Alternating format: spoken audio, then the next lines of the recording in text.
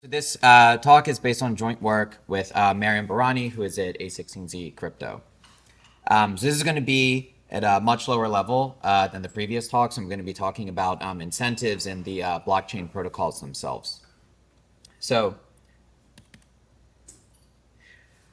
okay, so when I first got into like blockchain research, now like eight or so years ago, the dominant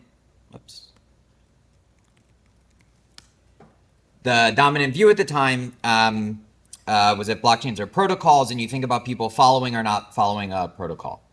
Okay, and so the way that people thought about it was that if you're honest, you follow the protocol. If you're malicious, you don't. And the kind of attacks that you have to consider and that are considered in this language are things like double spend attacks, partitioning the network, double signing, things like this. And a representative goal would be to say something that as long as the attacker has less than some fraction of the hash rate or stake in a system, then you get some desirable outcome. And over time, the following view, I think, is now pretty well represented and has been added over the last decade or so is maybe a more mechanism design view. And so that's that any blockchain protocol really induces a game. It's not just you follow or don't follow a protocol. The protocol sets up a game for the players to play. The participants will try to strategically optimize their payoff in whatever game is set up. And these, if you're familiar, these are representative attacks here are things like selfish mining. That's going to be the technical focus of this talk, or manipulating timestamps, manipulating seeds. And these attacks are different in the sense that they don't actually violate the underlying consensus, but they do get different players, more or less rewards than they're supposed to. Okay, so my background's in mechanism design, so this is, I'm exclusively focusing on this view. Sorry, I'm not sure. And so there was a fantastic paper in 2014, which is basically like what got me interested in this space by Ayala and Sierra, which introduced this thing called selfish mining. And since then, there's just been, this is a very small set of examples. There have been tons and tons of profitable deviations detected in mainstream protocols. This includes Bitcoin, includes Ethereum, includes Algorand, includes various aspects of altcoins and stuff like this. And they're all theoretically possible, and I think the models are pretty good. And so in theory, this means there's now this like rich theory that says that that the network and hash rate, whatever conditions in a lot of these protocols suggest that players can strictly profit by deviating from existing consensus protocols. And in practice, overwhelmingly, this is not happening. Okay, so just to clarify, the caveat is I'm not positive how hard people are looking, but at least I have looked to see what's been detected. So I'm fairly confident that nearly nothing has been detected. There's one exception, which is very recent and is also very cool, where this recent work of Yaish Stern and Zohar did detect very clearly a timestamp manipulation attack on Ethereum that was getting one mining pool a larger fraction of blocks in the longest chain. Okay, so this is kind of like the motivation for why did we start looking at this. And I would say the prequel to the talk is trying to understand how can it be the case that the theory is suggesting that there's just like money being left on the table by people not choosing to manipulate these protocols. In practice, they're not doing it. And just to confirm, right, because these protocols are pseudonymous and permissionless, it's not like you can trace the attack to a specific person who does it. Some of these deviations are, the selfish mining attack specifically requires you to be very large. And as far as I know, there's probably not a single entity that's large enough to do that attack on Bitcoin profitably. But a lot of these deviations are profitable no matter how small you are. Those have also not been detected.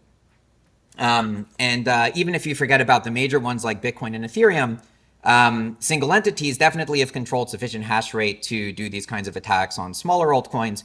And also, as far as I understand, they have not been detected there either. And so if you want to try and think about, like, if you're thinking through this, why could this possibly make sense?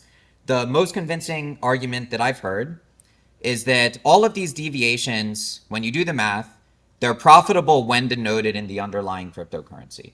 So what that means is if you do selfish mining on Bitcoin, you get more Bitcoin. If you do the timestamp manipulation on Ethereum, you get more Ethereum. And wherever you do it, the profit is denoted in the underlying cryptocurrency. All of these deviations are detectable. So you may not be able to trace who is selfish mining, who's manipulating timestamps, who's doing whatever, but you can definitely look at the view of what's going on and you can recognize that something doesn't look quite right. And so the most convincing argument I've heard is that the reason that these don't happen in practice is that the players who are large enough in order to consider doing this are also very invested in the cryptocurrency. And they're concerned that if they do these little games and they make, like a 0.1% extra Bitcoin or whatever, that they risk tanking the value of the asset, and then it's just not worth it in the end. That they get a little bit more Bitcoin, but it's worth way less something valuable. Okay, so that's the setup. And so what's the point of this paper? So, so like I was giving a talk when I was trying to get more immersed in the space at A16Z over the summer. And one of the things we started discussing was exactly like, why is this not happening in practice?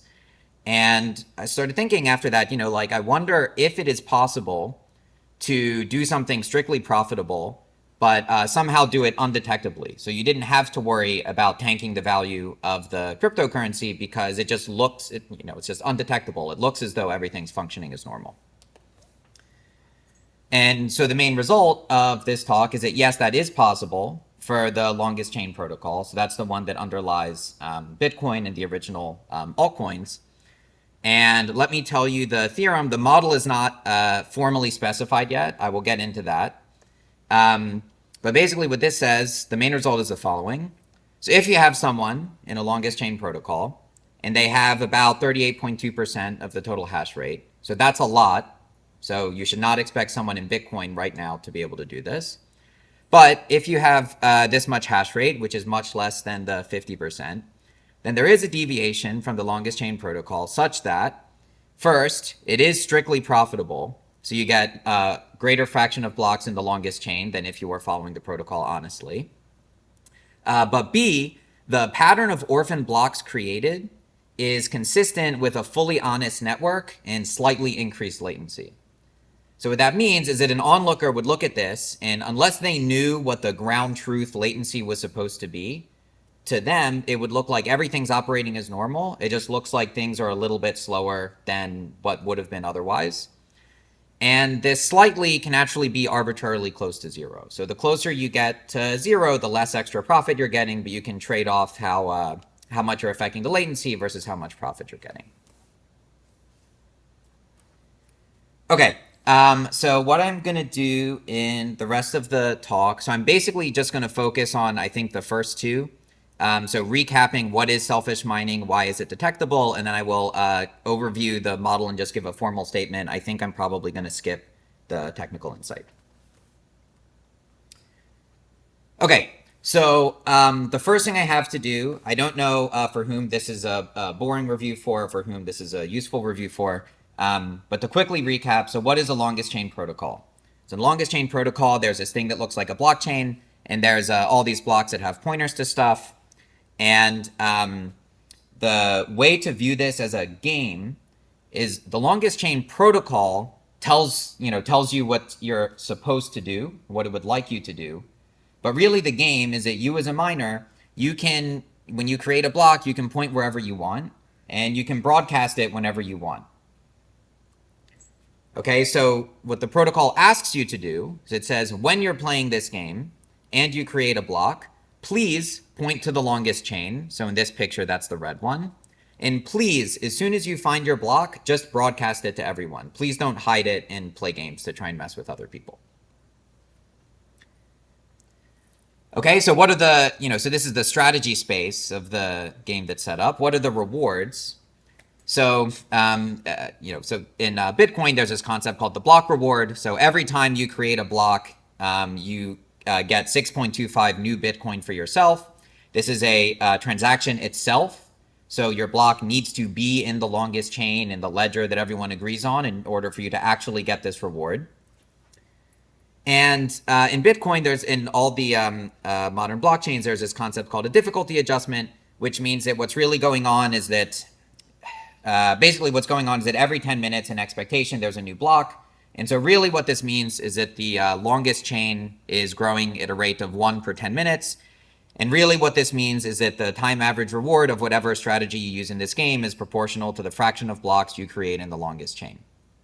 So all of this is just to say that the game is, here's your strategy space. You find a block, you get to point wherever you want, and you get to broadcast it whenever you want. What you are supposed to do, what Bitcoin is asking you to do, is please point to the longest chain and please broadcast immediately when you create it. And your rewards are 6.25 Bitcoin per block you create included in the longest chain. And the point is this is proportional to the fraction of the longest chain created by you. So it actually helps you if you can get other blocks out of the longest chain, because that will lower the difficulty adjustment. That will let you find your blocks more quickly. Okay, so this is a game. You can then ask, when is it an Nash equilibrium for all players to follow the longest chain protocol? And the seminal result here is that if you have at least a third of the computational power in the network, then there is something better you can do than follow the protocol when everyone else is doing it. That's called selfish mining. Okay, so I am just going to rush through this and quickly say the first part of the strategy is not anything wild or different. It just says you should still point to the longest chain. That's what longest chain asks you to do. Selfish mining says please do that as well. You should tie break in favor of your own blocks. That seems fairly mild. That's a natural thing to do in case there's a conflict. The one thing it does that's a little bit more malicious is it doesn't broadcast its blocks immediately. It does it in a clever way. And I'm going to illustrate that with a picture on the next slide. Okay, so if the game evolves like this, so here's this blue block that was created by some honest participant following the longest chain protocol. Blue means that it's been broadcast. You now find some block, and I'll color it red to mean that you have not broadcast it to other people yet. This is the difference between the selfish mining strategy and the longest chain strategy. You find your block, you do not immediately broadcast it. You're going to try and do something tricky. Say that you happen to find another block. Then now you have 2 private blocks you have not told anyone else about. And anyone else, let's say you find a third one. And anyone else, if they find a block, they cannot point to anything that you have not broadcast yet because they don't know about it. So they're going to point to this original one. Now you are going to say, now that you've heard about this, you're going to release one of yours. And say they find another one, you're going to release one of yours. And at this point, you panic a little bit because you say, if I continue to hide my last one, I don't know what's going to be found next. I don't know how ties are going to be broken. Let me just be super safe. I'm going to be the unique longest chain. And whoever finds the next block is going to point to me. So this is the attack. This is how you get a greater representation of blocks in the longest chain. There's a trade-off, which is that, so the picture could look like this. You wind up in this situation, you find the next one, you broadcast it immediately. It could also look like this, and then you lose your block. So this is why it is not always profitable. You need to be able to be more often in this case or the previous case than this one. So, okay, let me get into now. So that's the attack. Why is this detectable? So this is what your blockchain looks like. Now, just to be clear, you don't know who is LC and SM because everything is permissionless and pseudonymous. It's also not weird that there's orphans, that there are 2 blocks that, happen to be at the same height. That happens sometimes, and that happens due to latency. That happens because blocks are found according to independent processes, and sometimes they happen within a few seconds of each other, and there's not enough time for that information to get to the network. Here's what I think looks weird about this, is that conditioned on there being an orphan at height h, so given that there's orphans here, you are much more likely to have orphans here, conditioned on that. And that is not the pattern that you would see if the reason that you're getting orphans is because 2 independent events that are uncorrelated with anything that happened in the past happen to happen within a few seconds of each other. So I think I am just going to maybe skip to the conclusions and say that, so this is the setup. So this is why this attack is detectable. And maybe let me just have this up because the timer says I am almost out of time. So Basically, what we try and do is say we want to see if we can be strictly profitable with a selfish mining style attack, but fix this problem. So what I would like to do is I would like to make it look like this bullet in the bottom. I would like to make it look like the pattern of orphans is just for every height, it happens independently of whatever happened previously. To an onlooker, that would look like, yeah, that totally could have been caused by people just happening to find blocks at the same time, independently of whatever happened previously. And I would like this to somehow be strictly profitable. And maybe, I guess I will just pause here since time is up. I'll leave this slide up while there are questions. I can talk about conclusions or something instead. Yeah. Thank you very much. I think we have time for a question or two if there are any from the crowd.